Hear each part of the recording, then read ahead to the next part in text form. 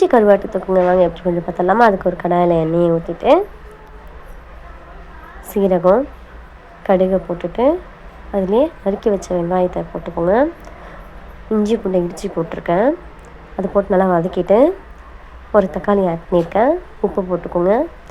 அதுக்கப்புறம் மஞ்சள் தூளை போட்டுட்டு தனியாத்தூள் மிளகாய்த்தூள் லைட்டாக சாம்பார் பொடி கொஞ்சம் போட்டு இந்த மாதிரி வதக்கி எடுத்துக்கோங்க. தக்காளி வதங்கிட்ட அப்புறம் லைட்டாக பெப்பர் ஆட் பண்ணிக்கோங்க. அதுக்கப்புறம் சுடுதண்ணி போட்டு வாஷ் பண்ணி வச்சுருக்க குஞ்சு கருவாட்டையும் ஆட் பண்ணிவிட்டு அதுக்கப்புறம் அதை நல்லா மிக்ஸ் பண்ணிக்கோங்க. மிக்ஸ் ஆனதும் இந்த கருவாடு வேகிறதுக்காக எவ்வளோ தண்ணி தேவையோ அவ்வளோ தண்ணி எடுத்து ஊற்றிக்கோங்க.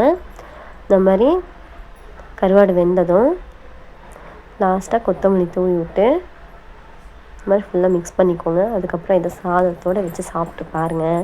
டேஸ்ட் வந்து அல்டிமேட்டாக இருக்குங்க. இந்த கருவாட்டு தொக்கு வந்துட்டு பழைய சோறுக்கெல்லாம் வந்து டேஸ்ட் வந்து சூப்பராக இருக்கும். நீங்களும் இந்த மாதிரி ட்ரை பண்ணி பார்த்து சொல்லுங்கள்.